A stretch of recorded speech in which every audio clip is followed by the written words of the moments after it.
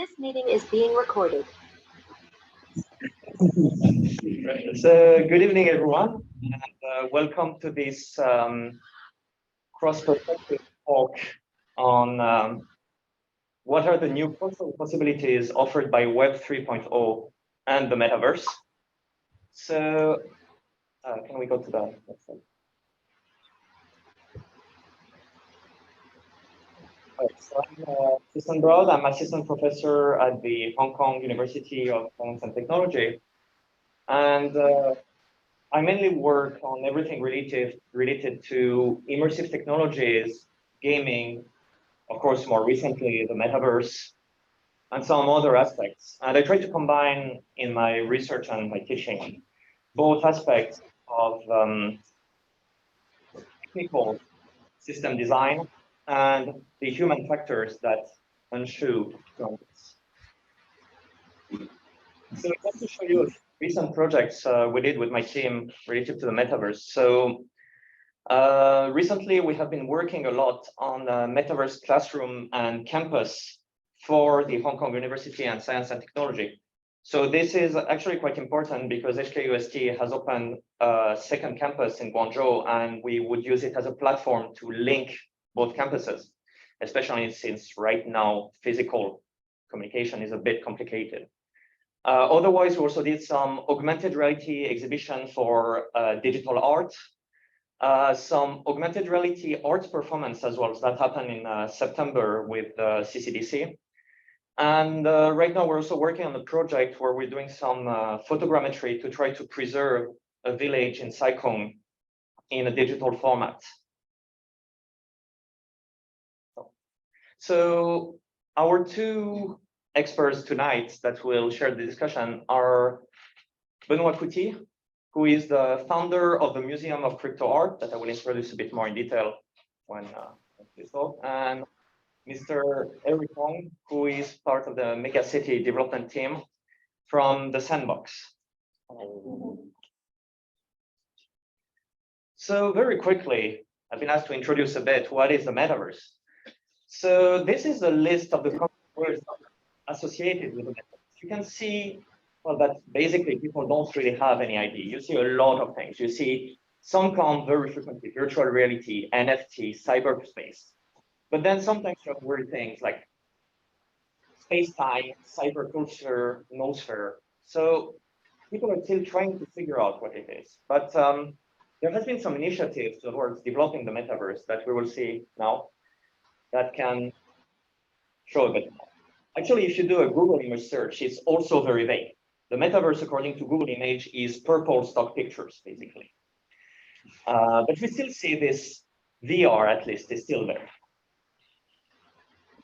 So actually, the metaverse is a term that was introduced in '92 by Neil Stephenson in his book, Snow Crash. And in this book, so characters would go into a 3D virtual world, and they would access it through immersive devices like VR headset or AR headsets. They would interact with other people through their avatars, but also through AI entities that are personified. And in this world, people can create new content, and there is a full digital economy that is built around it. More recently, of course, there is the Ready Player One movie that I'm not going to talk much, but just this sentence kind of summarized the idea that popular culture has of the metaverse, which is you can do anything, go anywhere, and you go there for what you can do, and you stay for what you can be.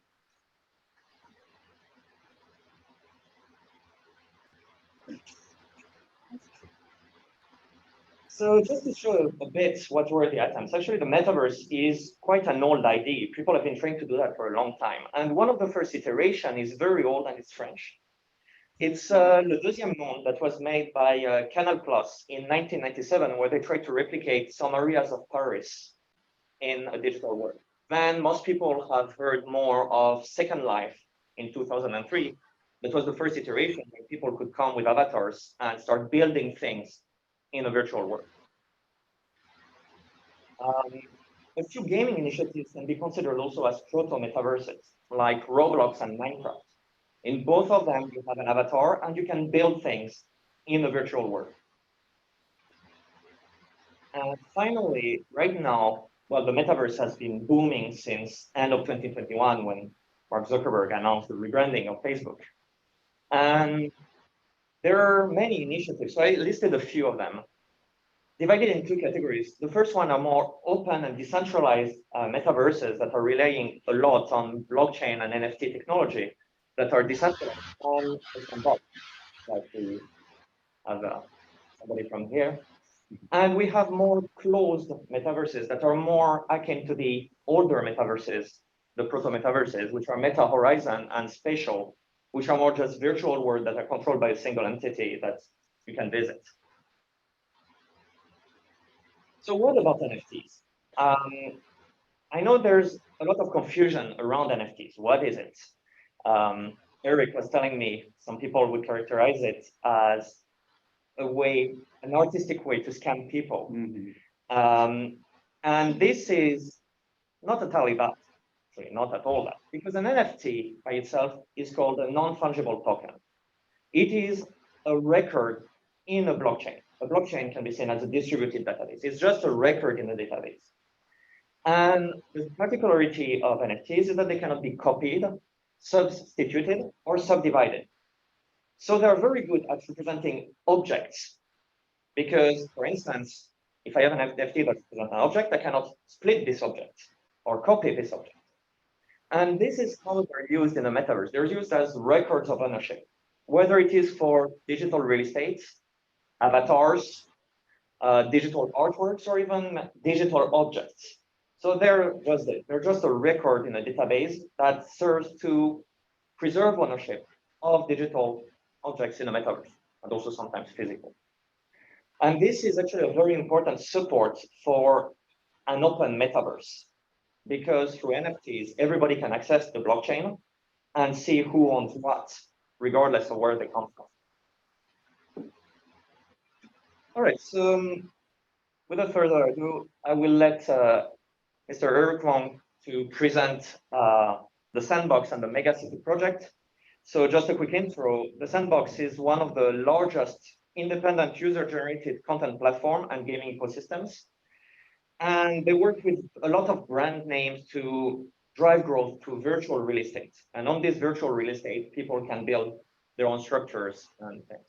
So I will let you talk more about it. Thank you. Thank you. Hi, everyone.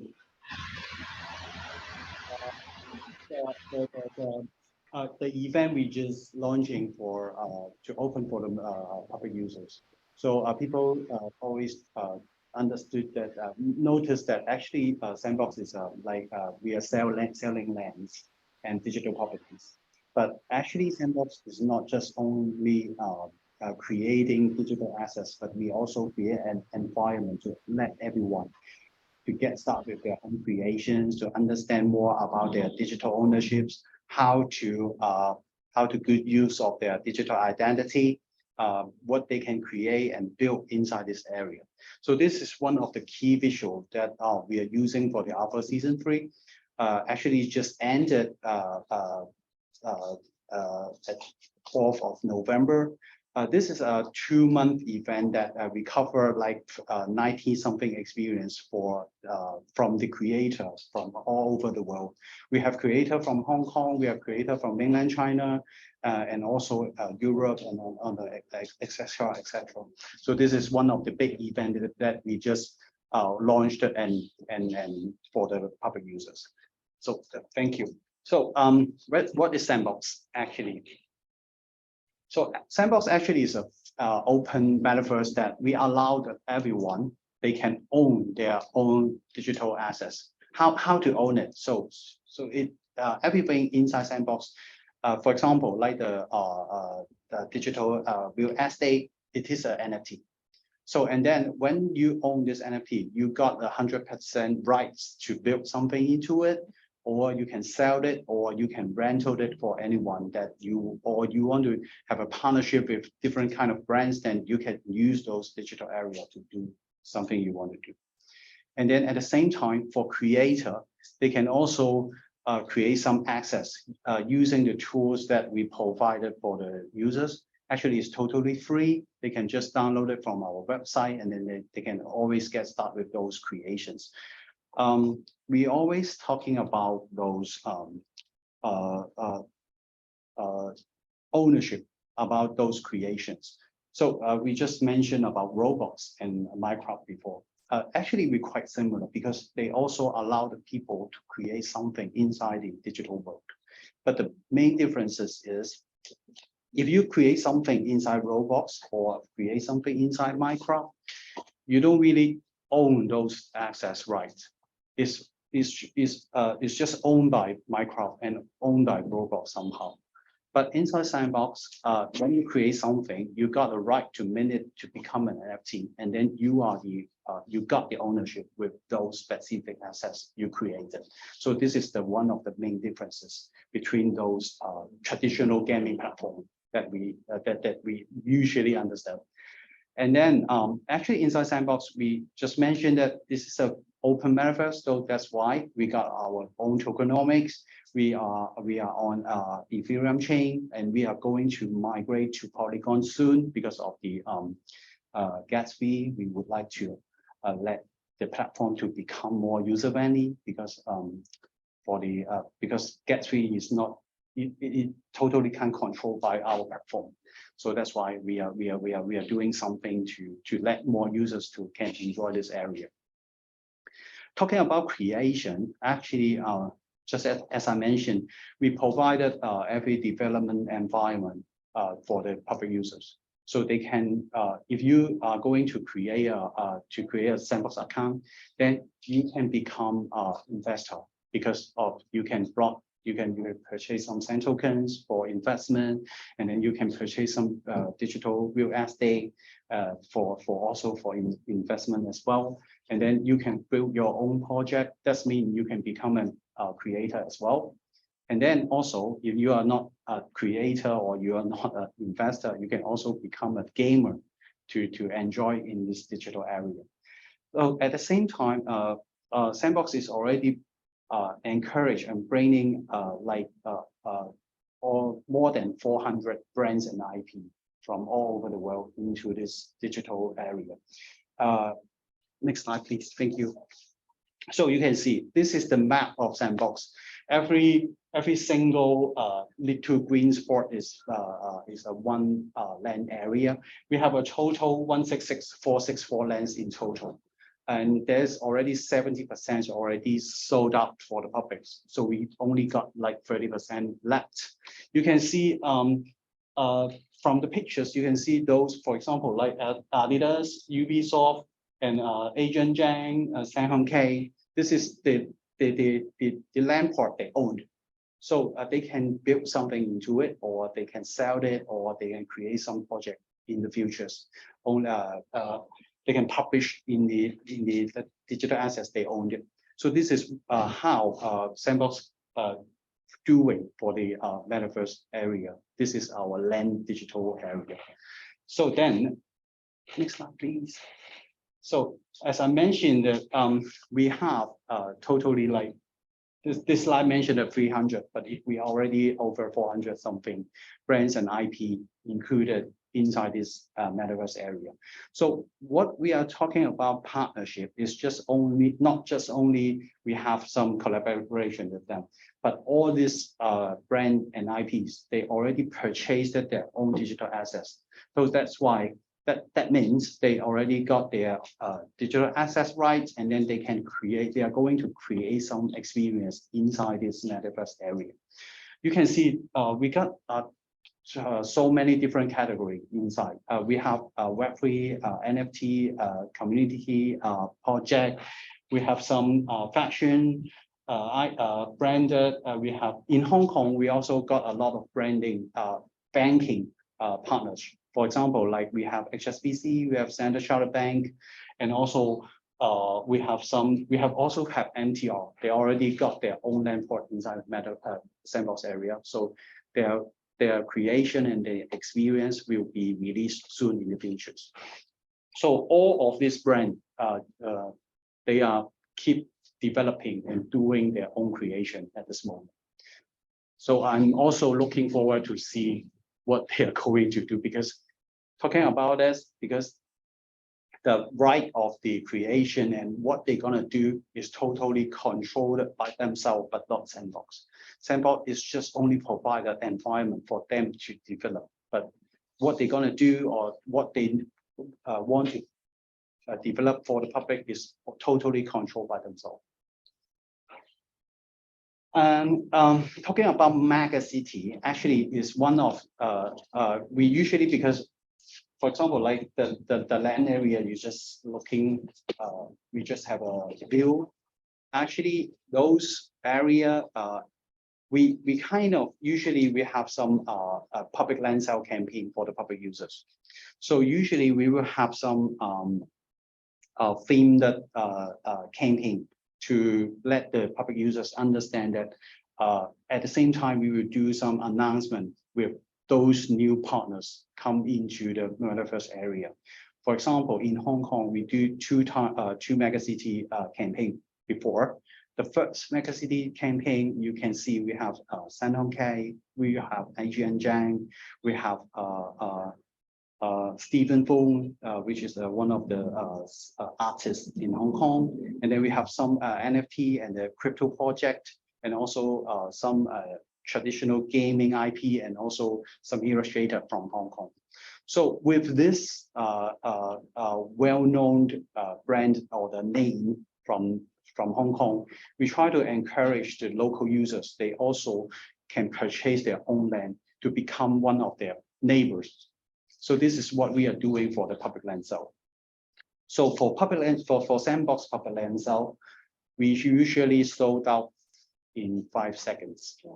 Yeah. So yeah. So this is what we do before. So and then you can see we have some numbers of premium lands. We have some estate and also how many lands we open for the public land sale for every different campaign. And then this is Mega City 2. You can see we have Ocean Park. We have like Regal Hotel and also some art and culture project that you can see that actually we don't have actual category that we try to bring into the metaverse. Actually, it's really flexible.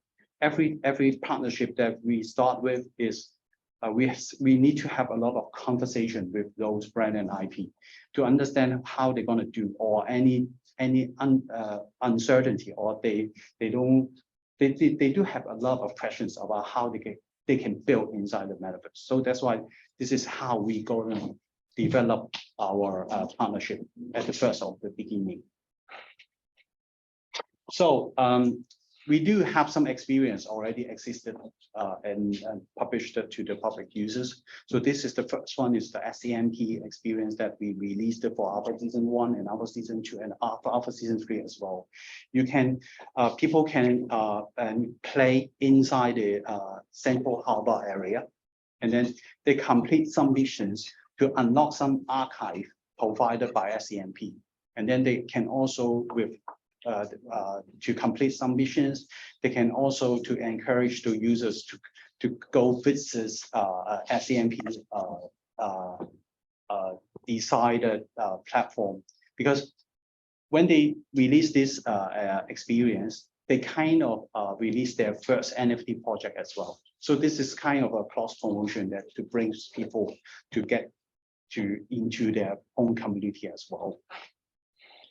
And then we have, this is the existing one for HSBC. It's already launched to the public. You guys, if you guys have time, we always welcome you guys can go to visit sandbox.game, and then you can try it for yourself to looking for this because this is the first experience that created by HSBC as well. So there will be more coming up. I would say we're still in the very early stage. So the game environment are quite simple at this moment, but this is what they try to get in the first step into the metaverse by their own idea and creation to ride on some offline campaign as well.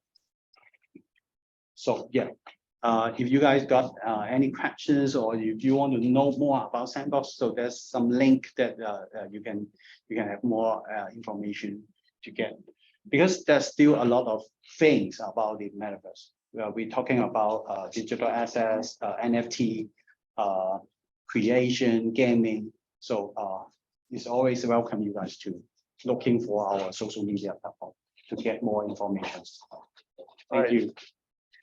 So thanks to Erich for his presentation on Sandbox. So just a quick question. You talked very quickly of some of the brands that are more related to arts and culture. So what are they doing in the Sandbox?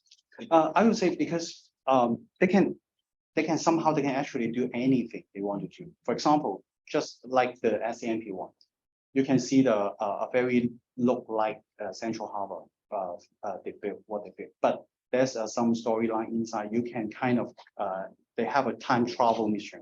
You go back to the 1984 the Queen's Harbor that is not existing anymore. So you can try to understand more what is the story at that moment.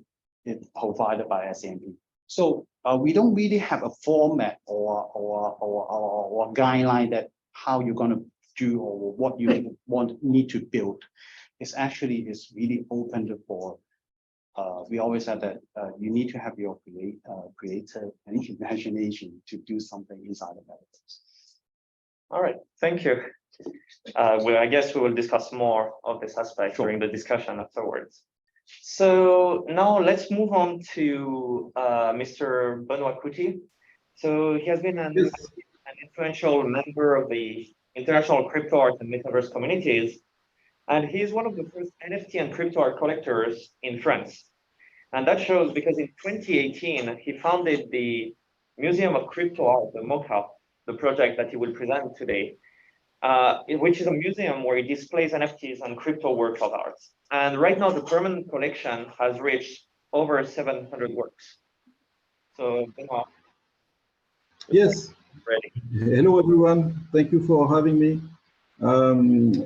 I was lucky enough to discover NFTs very early, at the end of 2018. And the first NFT I purchased was land in the metaverse. And the metaverse was crypto voxels. Now it's the new name is voxels. But a voxel is like a 3D pixel. So the name of the metaverse is voxels. And I was curious and I purchased lands there. It was very cheap. It was like $10. And so I took 10 or 15 lands. And when I start wandering in the metaverse, I find that the other people, my neighbors who were buying land in this metaverse, they were artists and they were building galleries to display their art, their digital art, NFT art. And as I purchased quite a big land, I'm an art lover. I decided that why not creating museum of crypto art? I did create this place. I built it and start putting artworks there. And at the beginning, I didn't buy the artwork, but the artists, to thank me, they start giving me their NFTs artwork as a gift, and because they wanted to be in the museum. And this is how I started the collection. And then I realized this had a value because at the time it was not really obvious. You know, I was not really, I was a bit afraid of paying for a JPEG or a GIF file at the beginning, but because the artist gave me some, and then when I received them on my wallet, I received some offers from people who want to buy them from me. So this is when I understand that it has a real value, and I start collecting. And now I have this museum of crypto art. So I guess you can see now on the screen a QR code, and if you flash the QR code, you should be able to access the metaverse. And I will myself share my screen to. Yeah, can someone allow me to share screen? You can go ahead. Yes. Yeah, I will share my my own screen. Sorry. I think you can just show the slides.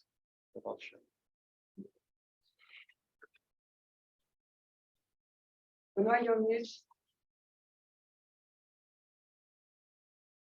Benoit, we cannot hear you. You are muted. It's because when I share my screen, I'm on mute. Sorry, so no, I cannot share my screen. Someone can someone go into the world and walk around while I'm speaking? Sure.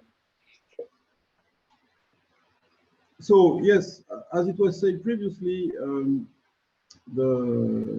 this is a metaverse, and you know, why do we talk about metaverse now? Because virtual worlds, they were existing long time ago. So and you know, we feel that something's different now. And as it was explained, the difference for me between virtual worlds and metaverse is that in virtual worlds, all what you do is connect with a platform that basically owns everything you do into this platform. So when you are in, for instance, a game like Fortnite, when you're in Fortnite, everything you build in Fortnite, it belongs to Fortnite, right? It doesn't belong to you. They allow you to build assets like weapons, like wearables and everything. They allow you to increase your reputation, but everything under their control, right? And for me, this is a virtual world. This is not metaverse. Metaverse, the big difference is that you own your own assets, you own your own reputation, you build for yourself. So you can build something for yourself in a platform, but you do not rely on the platform to let you do your things. And you can carry your assets outside the platform to another platform because it is NFTs and cryptocurrencies, and all this is interoperable. So basically, in Sandbox that we just seen, you know, there are NFTs that are registered on the blockchain, Ethereum blockchain, and those NFTs, if they are wearable, maybe they belong to you. And so if you go in another world, which is not Sandbox, maybe in CryptoVoxels, maybe you can still use those same assets because CryptoVoxels will also recognize the NFT. And it's so it creates something very different where, for now, thanks to the NFTs and crypto, you can build your own story. And this is what I've been doing here with the museum. I purchased the land. The platform, Voxel, only provided me with the infrastructure, like the possibility to connect and to build. And I built this myself without the help of the platform. The textures, I took pictures from the real world. The stones that you can see, they are stones from the Paris walls. The pictures, they are NFTs that I own. And I also paid an architect to build this place. And this architect is not part of the platform. The architect is a guy in France who does that. He has no connection with the platform. And I just pay him to build this. I gave him the right to build this, and the platform has nothing to say about that. So it's a very different, different world where you're free to do what you want. And also, because you use your cryptographic address, this is a world, a digital world, where you can go and you can escape the surveillance or the monitoring of all the big data companies. So basically, before NFTs, before crypto, every time you enter a digital space, you are monitored. And you have to register, and then those companies, they know your name, they know your age, they know where you come from, they know your background, and they start mining this data and making money out of those data. This is how the GAFAM make money. They have been making money doing this for 20, 30 years. And with crypto and NFTs, because you use cryptographic address, you can start, you know, evolving in this digital world without giving out data to those companies, or only if you want to. And this also makes a big difference. And this is why this is the big difference between Web3 and Web2. Web3 is a new era where, you know, you own your own data and you can share them, you can monetize them if you want, but if you don't want, no one can access them. So, and this is a big challenge for the champions of Web2, because all what they've been doing so far is Benoit, making money. Yes. Because time is slightly running out of time. Sorry, but we will talk a bit more about that right away in the discussion. Yeah. Okay. Sure. So thanks to Benoit for his great talk as well. And actually, we are going to continue exactly on what you were saying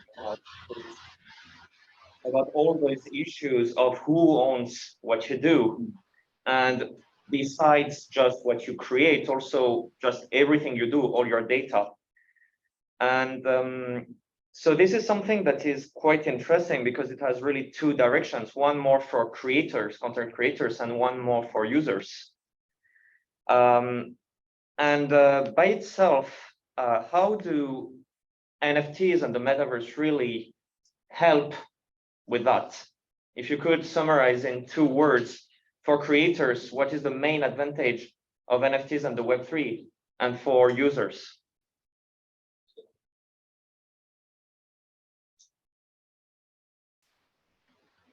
Is it a question for me?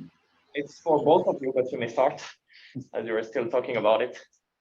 Yes, this is exactly what I've been talking about, Web2 and Web3. I don't like this term Web3 because it makes you feel that it's just an evolution of Web2 and the same people will do the same thing but differently.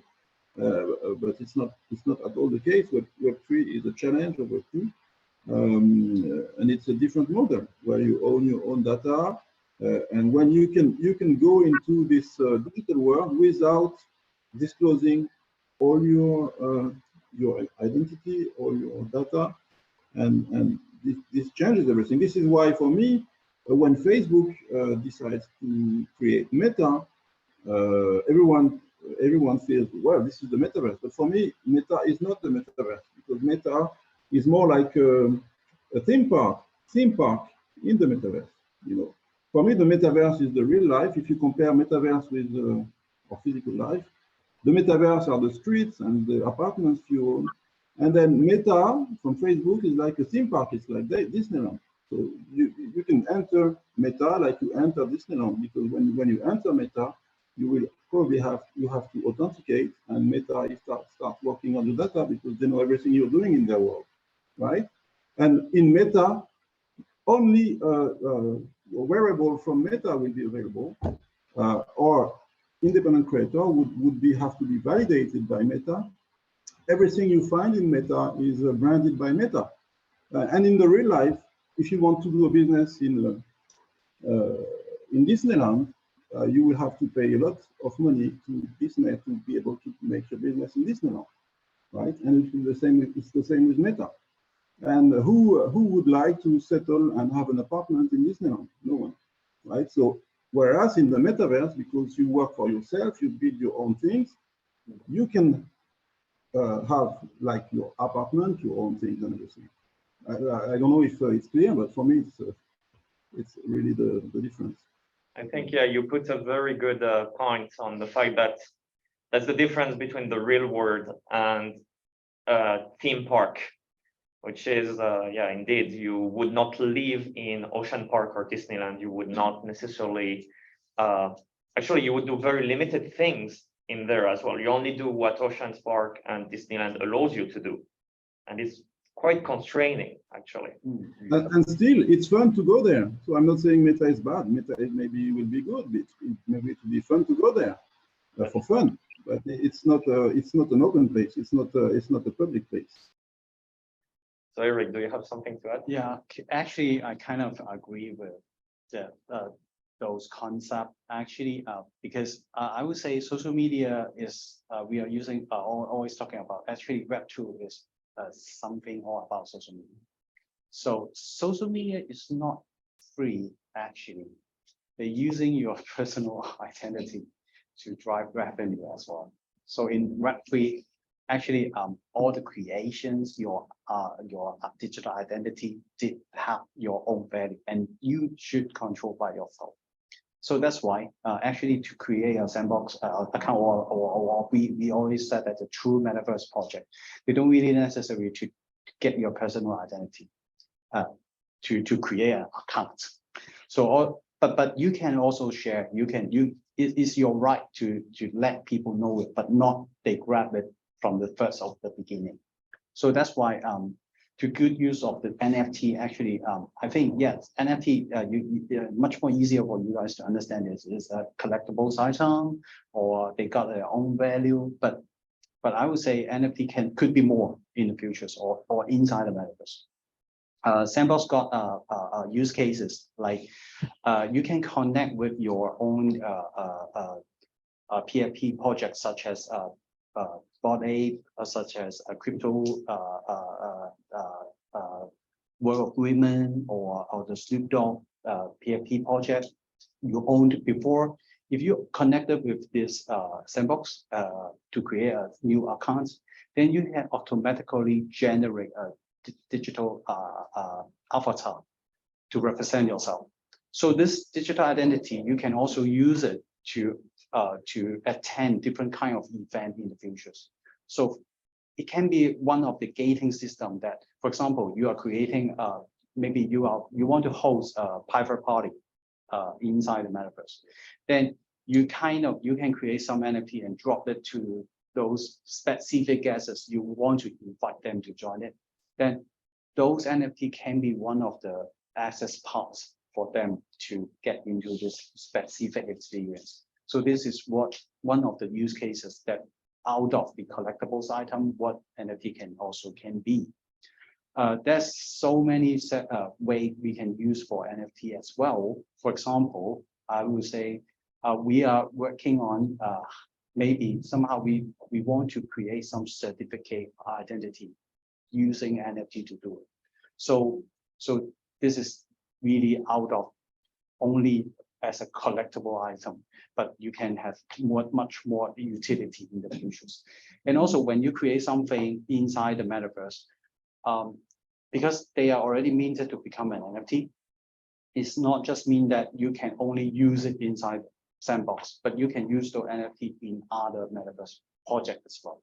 So I don't think, for example, if you create something in Minecraft, I don't think you can bring it to Roblox, honestly. So, but inside the metaverse, as an NFT, you can always do it. All right, so thank you. That's actually bringing a point that is very interesting, because so far I think only the Sandbox does that, where they take an existing NFT that points to some content and generate some new content based on that. And that actually brings me to a question, because so the Sandbox is one existing NFT platforms, and the MoCA is in crypto voxels, which is another one.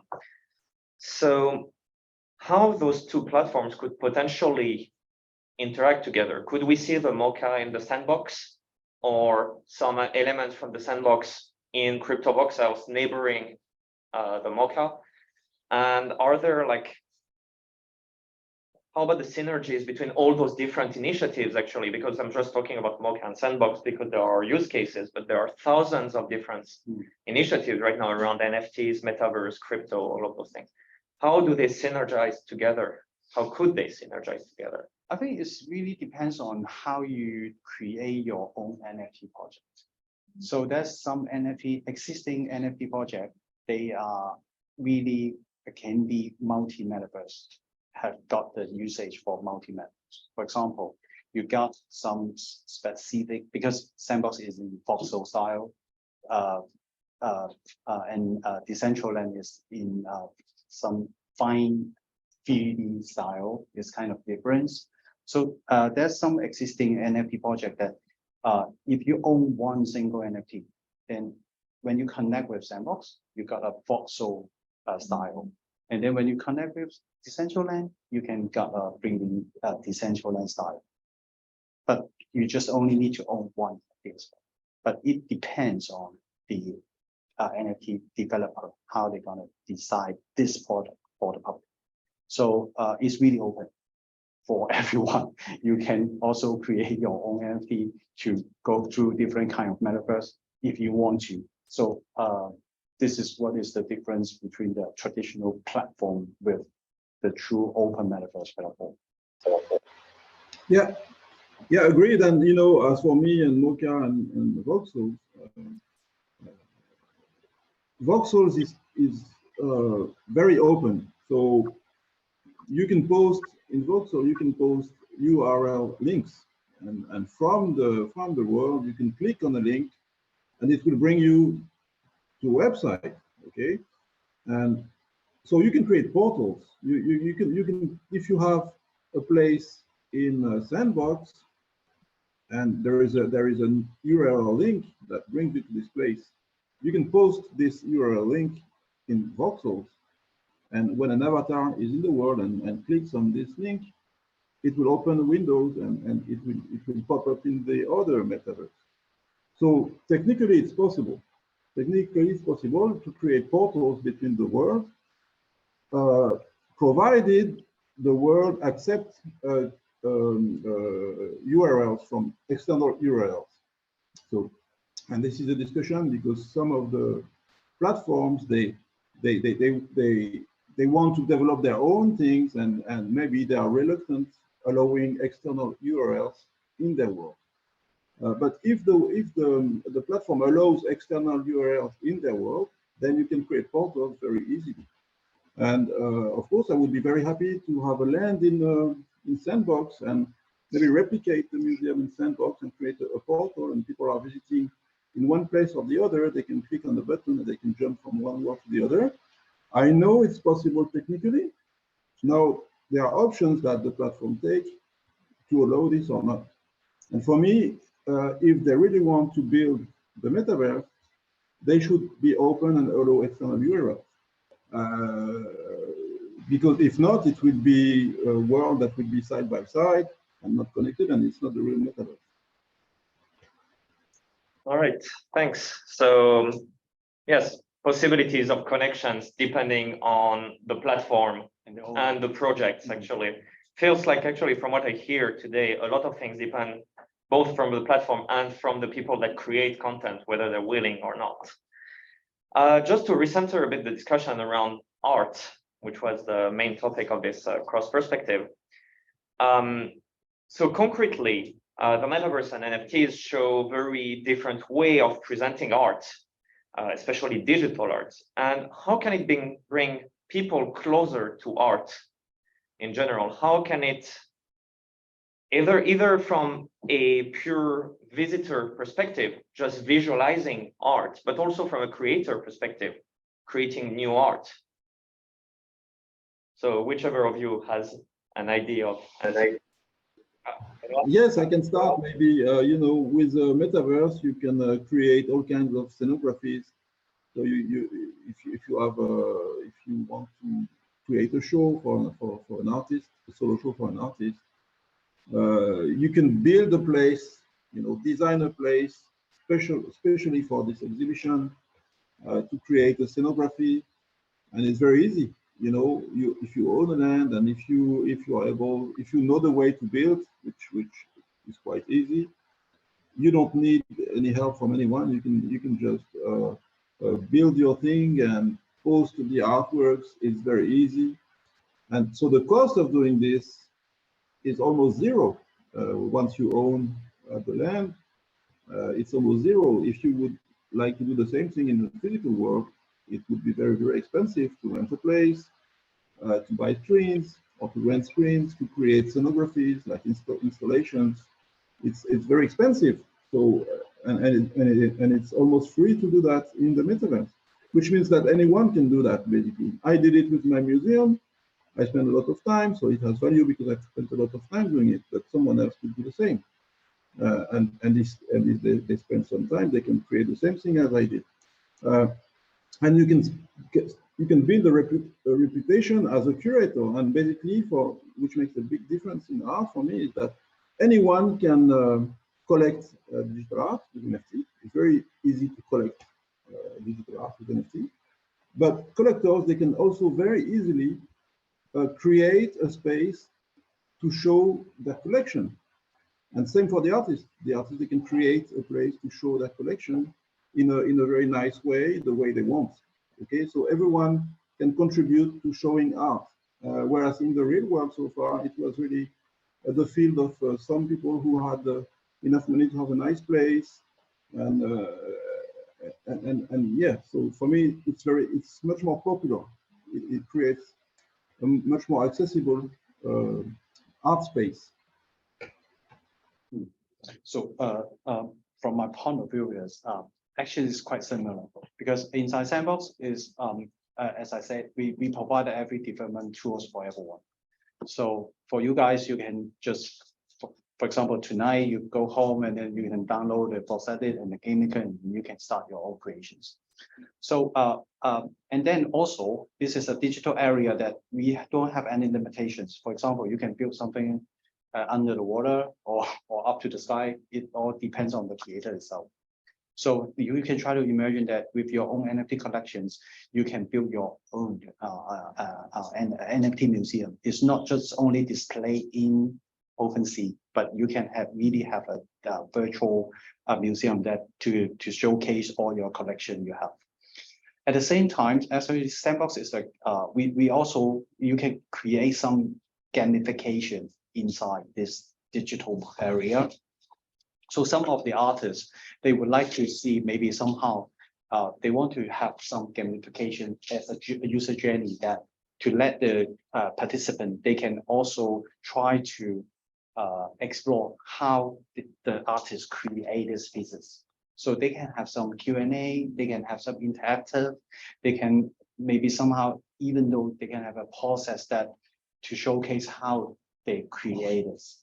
So this is what as to using gamification, what they can do inside the virtual world, kind of difference with the physical world. And then also we don't have an open and closing time. It all depends on when you want to open it, or as I mentioned, that you can gating for the people visitor as a for the specific NFT owners. So this is all controlled by yourself. You don't have to. You just try to imagine start with your creative, and then you can have any kind of campaign doing different kind of theme inside this area. And also we don't really just can showcase some 2D pieces, art pieces, but also you can also showcase some 3D pieces inside this area. And also you can create some product based on your creations. For example, like you can create some souvenir for the visitor as well. So this is because we just have a Couty related special campaign launched to the public. So Couty did have their own collections as NFT wearables item for the people to purchase it. So this is one of some special products that created by Couty itself. Also, it really depends on the brands and the project owners what they want to do. Yeah. Right, so that's actually very interesting. So I took a few notes because there was a lot just to summarize, but yeah, like seems like the main advantage is indeed like the fact that you don't have physical or monetary limit. That's something, Benoit, you said that actually was quite interesting, that you hired an architect to build the museum. Am I right? Yeah. Right. Yeah. Yes. At the beginning, I did myself, but then I felt that I was not talented enough. So, and I found that there were some metaverse architects who were like designers working with 3D files.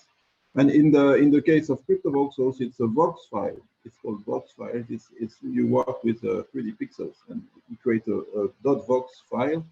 And those people they are just building their Vox models, you know. And so I made a command. I contacted one of the architects, the French guy named Ogar, and I contacted him. I saw his work and I like it. So I say, can you create something for the MoCA? And he said yes. There was a budget, and I agreed, and he made it, and he just deployed the file in my land. So yes, there is this business model exists. I guess also in Sandbox you can have someone who create your build if you want. Yeah, so at the end of the day, yeah, that's one of the big advantage, I think, which is the fact that you don't impacted by physical or also monetary to some extent limits. It's still cheaper to make a museum in the metaverse than building it from scratch. And actually, I'm going to talk a bit from the artist perspective because I worked with some digital artists on AR applications. And there's also that the art itself is not limited by physics anymore. And this is the metaverse, from what we have seen, helps also in giving more presence, more physicality to 3D digital artworks by just allowing you to move around them and really seize the size and sometimes even the texture. I think we can start to open also to questions for the audience. If you have any questions, comments, suggestions, or we can keep talking as well. That's I think we can talk for hours about the topic, but yes. So if I'm not wrong, you can only, I might be wrong, but you can only interact in the sandbox during the alpha season. Why is that? And yeah. Try to let you guys get more information about it. Everyone, they got their own right to create something, their gaming experience inside sandbox. But truly, the truth is they still need to have some review of those experience. For example, like what is the quality? Is there any problems with their voxel creations? Everything our team will help them to walk through the submissions process, make sure those experience they don't have bugs to publish to the users. So with this process, we still need times to do every review and submissions as well. So that's why we try to feature some experience is already ready to the public first at the first of beginning. Make sure people won't get any bad experience because of those creations. So this is what we're doing for Alpha Season 1. Actually, Alpha Season 1 is launching last year, December. So we just only covered 20-something games at that moment. And then go to Alpha Season 2, we already cover for 40-something games. And then for Alpha Season 3, it's already 90-something. So this is the numbers that we try to, and also we also combine with this special campaign, we have some play to earn features to let the people, when they play that, they can earn something because of they spending their time. So this is also the use cases that we want to let the public users understand that this is the Web3 environment that we don't really want to get any tokens from the users, but they can try to free play the experience. At the same time, they can also understand more about how to use or good use of the play to earn features. I will say because we allow everyone to do their own creations, but there's still some, we want to do some quality control or education status to let everyone, they kind of understand that how they're gonna create something good for the public users. So I think this is still on the very early stage that we want to kind of control about it a bit, but I will say there's so many mature studio. They already got their own experience to publish to the public users. So somehow maybe next year, maybe Q1 or Q2, when Sandbox kind of open to the release to the public, then everyone they can just submit their own experience to and launch it anytime with their own decisions.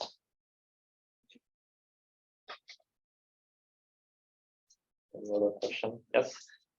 First question is, who can access those lands? Is it open to the public or is it depending on the owner? It depends on the owner. Okay, so it depends on the owner.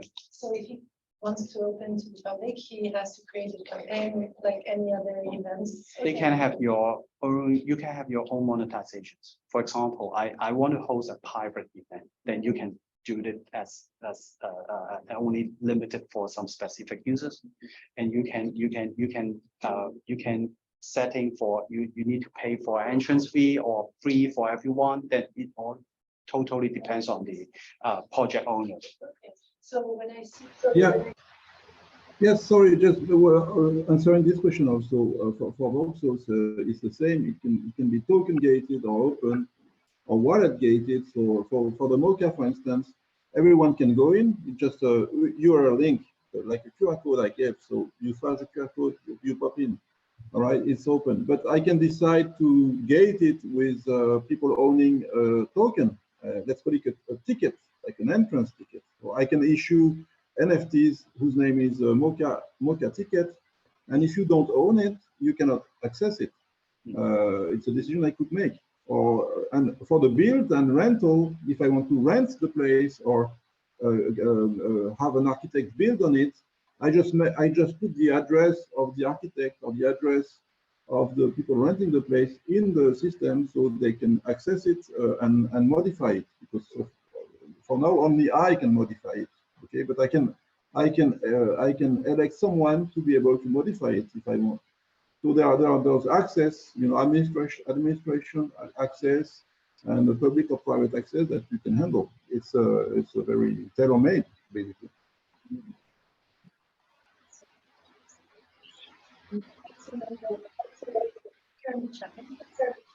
Next step projects. For Sandbox, because we keep updating for those features or to support this metaverse. For example, we can't really do live streaming at this moment. We can't do maybe voice chat. So this is what we want to do.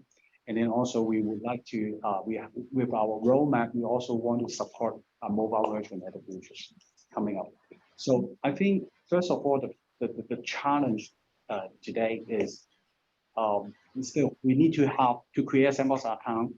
We need to have a crypto wallet.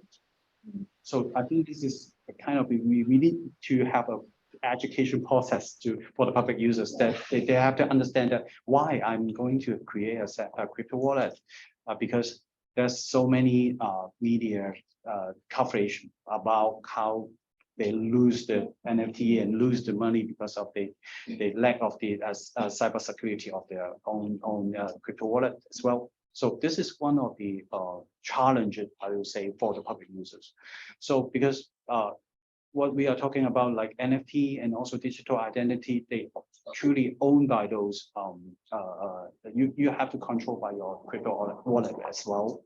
So if you don't have the knowledge about the cybersecurity, then that's kind of dangerous because of you will lose your collection as well. So there's so many education process we have to go through at this moment. Yeah, I will say this is one of the big challenges that we are facing. And actually, I'm asking also the same question to Benoit. What are the next steps for the MoCA?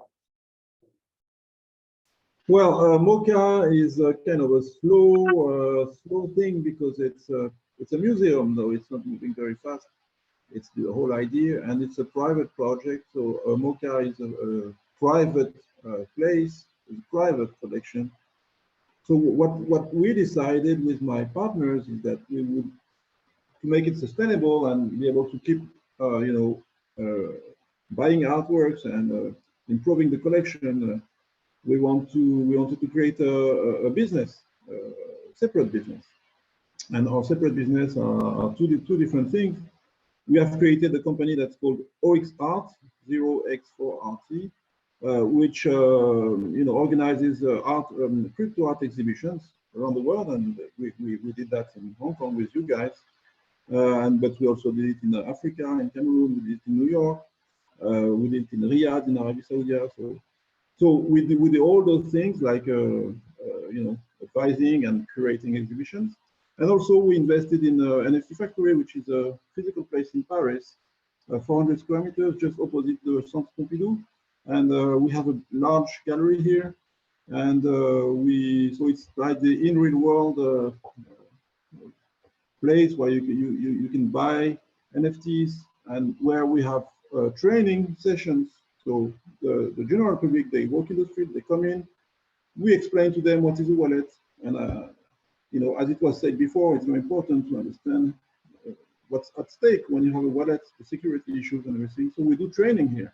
So for me, it's really reaching out to the general public, and educate them about these crypto things.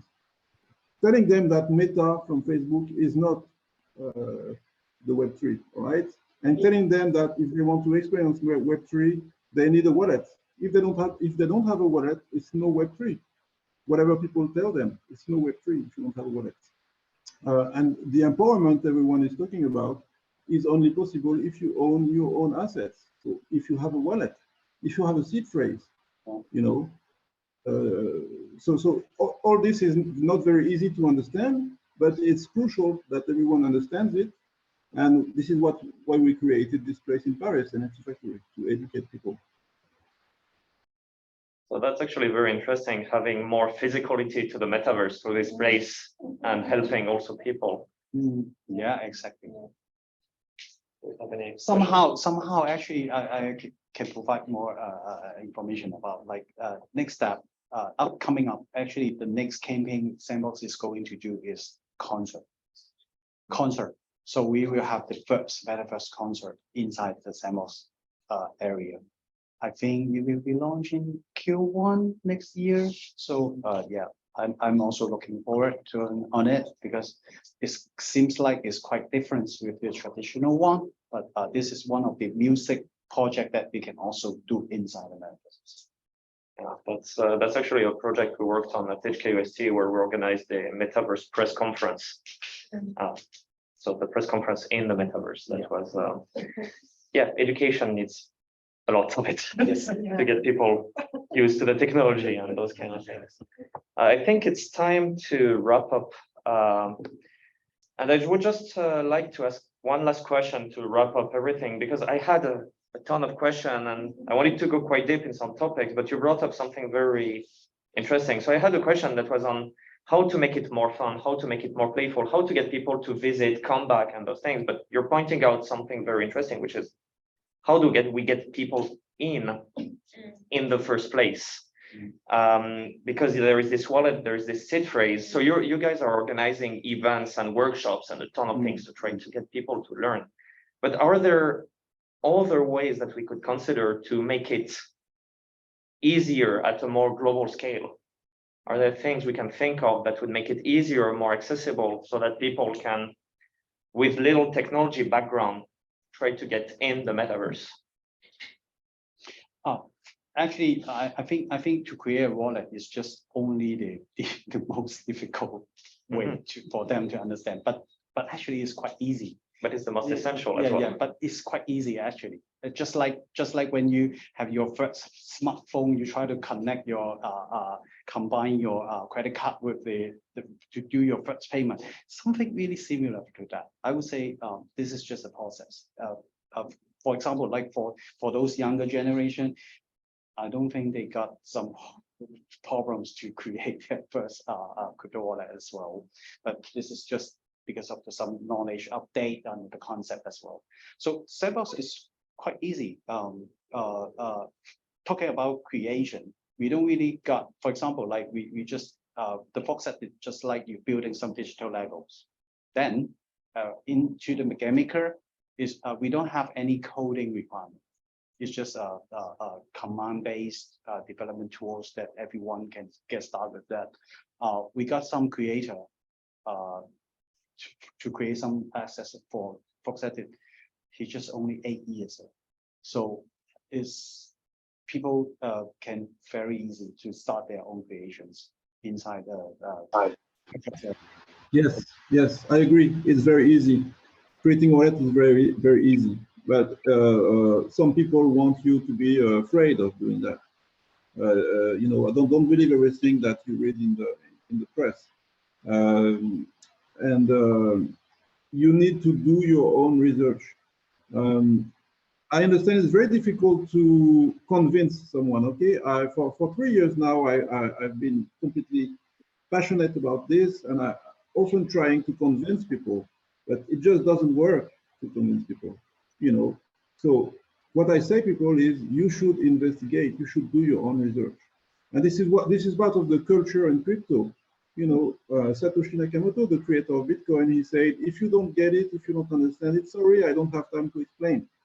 You know, because for him, it's obviously something good. It's obviously a tool that anyone can use, and he doesn't want to try and convince people, because people, one day or another, they will understand it and they will say, yeah, it's a tool. Why don't I use it? It's just a tool.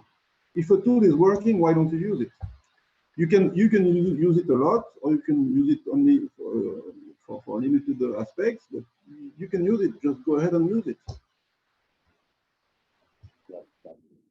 I think local media does help also. So we try to not just educate the public users, but also share more with the media, and then they can also help to publish more content for the public users. So still a lot to do, but I think it's worth to to understand more about it. It's also so early stage, so Exactly. mass adoption is still to come, and then when it will come. But actually, people moving very fast. Yeah. Also it's Yeah, maybe half and a year later, everyone here, you guys is already familiar with those environments. So they will come. Yeah. Actually, yeah, that's something I would say, which is, well, the best way to experience the metaverse is to try it, to go to create a random wallet. Don't put anything important on it, just to be able to access. Like I created a wallet to check a bit the sandbox a bit more in detail before preparing that.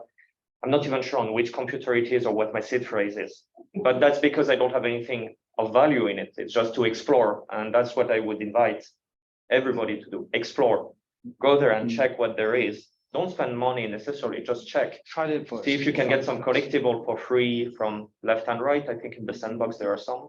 Yeah. So that's there are ways to get some of them. See a bit how it interfaces between the different platforms and those kind of things, and that's most likely the best way actually to get in the metaverse. Around it. Yes, we do have it. We do have it, right? No, I agree. I really agree with what you just said. You should experience, and as you say, if you create a wallet and you lose it, it's not a problem. You can create as many wallets as you want. Yeah. So the thing is, you should not invest any valuable money or assets in this until you master it. But you will not master it if you don't try it. So at the beginning, you will lose your seed. You will do things that you don't understand really. But slowly, you will start to understand. And once you feel comfortable, you can start to invest real money. You know, and this is what I did at the beginning.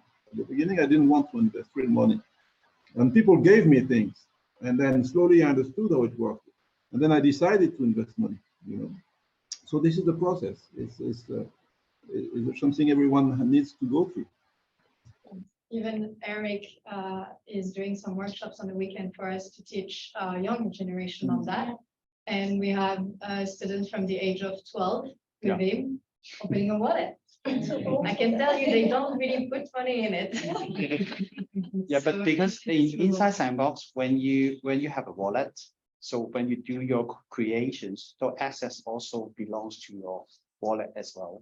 So this is your first access that you created. So that's why you need to have a wallet to storage your own creations. And do you have a native Sandbox wallet? We do have, I would say, MetaMask. Yeah, MetaMask is a most secure wallet at the moment. I would say, yeah. But the truth is, you don't have to pay anything to create a wallet. So you can create any kind of wallet that you can try on which one is good fit for your own personal behavior. This is what you can do to create a Sandbox account. Yeah. All right. So thanks to Erich and Benoit for their very interesting perspectives. So I guess, yes, it's time to wrap up. I hope you enjoyed the talk and the discussions. And well, I guess Erich and I will stay a bit if you have more talk to do. But I think we need to close the session anyway. So thanks everybody for coming, and hope to see you again at some of those events or in the metaverse. Yeah, I hope to see you guys in the metaverse. Bye, everyone. Thank you. Bye.